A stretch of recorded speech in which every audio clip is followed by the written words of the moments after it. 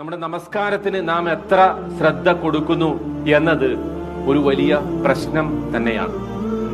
നബി സല്ലല്ലാഹു അലൈഹി വസല്ലം പറഞ്ഞു, ചില ആളുകൾ നമസ്കരിച്ചാൽ അവർക്ക് നമസ്കാരത്തിന്റെ 4/1 ഉണ്ടാവുക, ചില ആളുകൾക്ക് അതിന്റെ 3/1 ഉണ്ടാവുക, ചിലർക്ക് പകുതിയേ ഉണ്ടാവുള്ളൂ, ചില ആളുകൾക്ക് ഒട്ടും ഉണ്ടാവില്ല.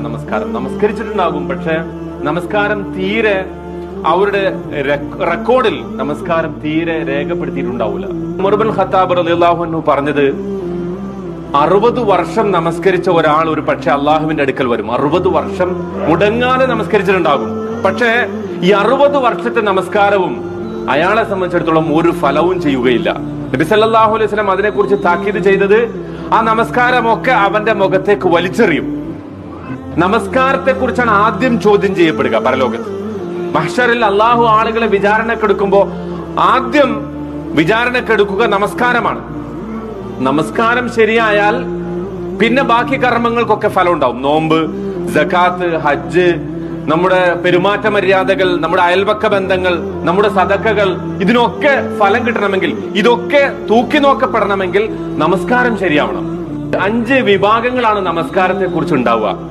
അതിൽ ആദ്യത്തെ വിഭാഗം എന്ന് പറഞ്ഞാല് നമസ്കാരത്തെ കുറിച്ച് തീരെ അവർക്കൊരു പരിഗണന ഉണ്ടാവില്ല. അവര് അതിന്റെ സമയം തീരെ ശ്രദ്ധിക്കൂല, തോന്നുമ്പോഴൊക്കെ നമസ്കരിക്കും. അവർക്കാണ് അള്ളാഹു പറഞ്ഞത് ഫവൈലുൽ ലിൽ മുസല്ലീൻ.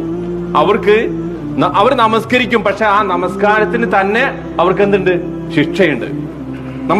നമസ്കരിച്ചിട്ടും ശിക്ഷ ലഭിക്കുന്ന വിഭാഗമാണ് ഒന്നാമത്തെ ആളുകൾ. കാരണം അതിന്റെ സമയത്തെ കുറിച്ച് പരിഗണനയില്ല, അതിന്റെ റുക്നുകളെ കുറിച്ച് പരിഗണനയില്ല, അതിന്റെ ഷർത്തായിട്ടുള്ള വുളു കൃത്യമായി ചെയ്യൂല, ഇതൊക്കെ പാഴാക്കും. പിന്നെ നമസ്കാരത്തിൽ തീരെ ഖുശൂ ഉണ്ടാവില്ല, തീരെ മനസാന്നിധ്യം ഉണ്ടാവില്ല. നമസ്കരിക്കാൻ നിൽക്കുന്നുണ്ടാവുള്ളൂ, അതിന്റെ ഒരു ഘടനയൊക്കെ അവർ ചെയ്യും, പക്ഷെ പൂർണ്ണമായും അതിൽ അശ്രദ്ധരായിരിക്കും. രണ്ടാമത്തെ വിഭാഗം ഓതുന്നത് എന്താണെന്ന് അറിഞ്ഞൂടാ, വജ്ഹത്ത് മുതൽ സലാം വിട്ടുന്നത് വരെ അതിൽ പറയുന്ന ഒരു സംഗതിയെ കുറിച്ചും തീരെ വിവരമില്ല. അവർക്ക് ഖുശൂ എന്ന് പറയുന്നത് തീരെയില്ല. അവരെ കുറിച്ച് പറഞ്ഞത് അവരുടെ നമസ്കാരം അവരുടെ മുഖത്തേക്ക് തന്നെ വലിച്ചെറിയും. നമസ്കാരം കൊണ്ട് ശിക്ഷ ഉണ്ടാവില്ല, മറിച്ച് അവരുടെ നമസ്കാരം തീരെ സ്വീകരിക്കപ്പെടൂല. ഇനി മൂന്നാമത്തെ ഒരു വിഭാഗം, അവര് ഇതെല്ലാം ഭംഗിയായിട്ട് ചെയ്യും, പക്ഷെ അത് സമയത്ത് നിർവഹിക്കും, വുളു മര്യാദക്കെടുക്കും, അതിന്റെ റുക്നുകളൊക്കെ പാലിക്കും. പിന്നെ ഖുശൂവിന്റെ വിഷയത്തിൽ ഇവരൊരു യുദ്ധത്തിലായിരിക്കും. എന്ന് പറഞ്ഞാൽ കൈ കെട്ടുമ്പോ നല്ല ഓർമ്മ ഉണ്ടാവും, അവർക്ക് നന്നായിട്ട് നമസ്കരിക്കണം എന്നൊക്കെ വിചാരം ഉണ്ടാവും. പക്ഷെ കുറച്ചങ്ങ് എത്തിക്കഴിയുമ്പോ എന്തു പറ്റും? ശ്രദ്ധ വിട്ടുപോകും. സുജൂദിലെത്തുമ്പോഴാണ് ഓർമ്മ വരാം, അപ്പൊ വേഗം തിരിച്ചു വരും. അവരൊരു ജിഹാദിലാണ്. അവരെ സംബന്ധിച്ച് പറഞ്ഞത്, അവർ അധിക സമയവും ഓർക്കും, പക്ഷെ പലപ്പോഴും അവർക്ക് എന്ത് ചെയ്യും? ശ്രദ്ധ തെറ്റിപ്പോവും. അങ്ങനെയുള്ള ആളുകളെ കുറിച്ച് അവർക്ക് 2 കൂലി ഉണ്ടെന്ന് പറഞ്ഞ. എന്തുകൊണ്ട്? ഒന്ന്, അവർ ഖുശൂവിന് വേണ്ടി ഖുശൂ നിർവഹിക്കുന്നു, അത് പാലിക്കുന്നു. നമസ്കാരത്തിൽ ഭയഭക്തി, അള്ളാഹുവിനെ കുറിച്ചുള്ള വണക്കം വഴക്കമൊക്കെ പാലിക്കുന്നു.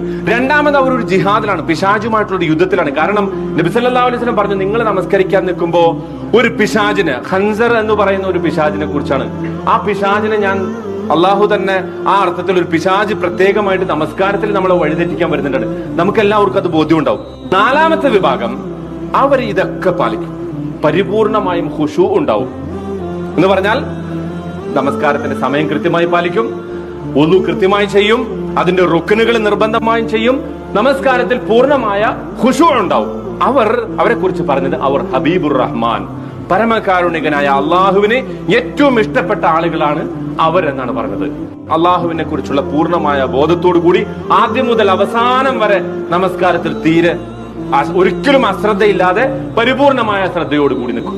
ഇനി 5ാമത്തെ വിഭാഗം, അവരാണ് ഏറ്റവും ടോപ്പ്, ഇതിന്റെ ജനത്തിലുള്ള ആളുകൾ, ഇതിന്റെ ഉച്ചകോടിയിൽ നിൽക്കുന്ന ആളുകൾ. അവരുടെ പ്രത്യേകത എന്താണെന്നറിയോ? അവർ നമസ്കരിക്കാൻ നിന്നാൽ അവരുടെ ഹൃദയം എടുത്തിട്ട് അവർ അള്ളാഹുവിന്റെ മുന്നിൽ അങ്ങോട്ട് വച്ചു കൊടുക്കും. എന്ന് പറഞ്ഞാൽ ഈ ലോകവുമായിട്ടുള്ള സകല ബന്ധവും അവർ മുറിച്ചു കളയും. അങ്ങനെ മുറിച്ചു കളയുന്നതോട് കൂടി നമസ്കാരത്തിന്റെ ഇടയിൽ എന്ത് ലോകത്ത് സംഭവിച്ചാലും അവരറിയൂല. ഇതാണ് 5ാമത്തെ വിഭാഗം. ജീവിതത്തിന്റെ ഏറ്റവും അടിസ്ഥാനമാണ് നമസ്കാരം. അള്ളാഹുവിന്റെ മുന്നിൽ നമ്മളെ രക്ഷപ്പെടുത്തുന്ന കർമ്മമാണ് നമസ്കാരം. എന്നല്ല, ജീവിതത്തിന്റെ സകല പ്രശ്നങ്ങളിൽ നിന്നും നമ്മളെ മോചിപ്പിക്കും. അള്ളാഹു പറയുന്നു, വസ്തഈനു ബിസ്സബ്രി വസ്സലാത്ത്, നിങ്ങൾ നമസ്കാരം കൊണ്ടും ക്ഷമ കൊണ്ടും അള്ളാഹുവിനോട് സഹായം തേടുക. അപ്പൊ നമുക്ക് പറ്റിയ ഈ ആയുധത്തെ നമ്മൾ അതിന്റെ പരമാവധി പൂർണ്ണമായ അർത്ഥത്തിൽ ഉപയോഗിക്കുക. അള്ളാഹു സുബ്ഹാനഹു വ തആല അത്തരക്കാരിൽ ഉൾപ്പെടുത്തി നമ്മെ അനുഗ്രഹിക്കുമാറാകട്ടെ. നമ്മുടെ നമസ്കാരങ്ങളെ അള്ളാഹു സ്വീകരിക്കുമാറാകട്ടെ. تذكر يوما كنت تعانق دمعة الفكر تناجي الله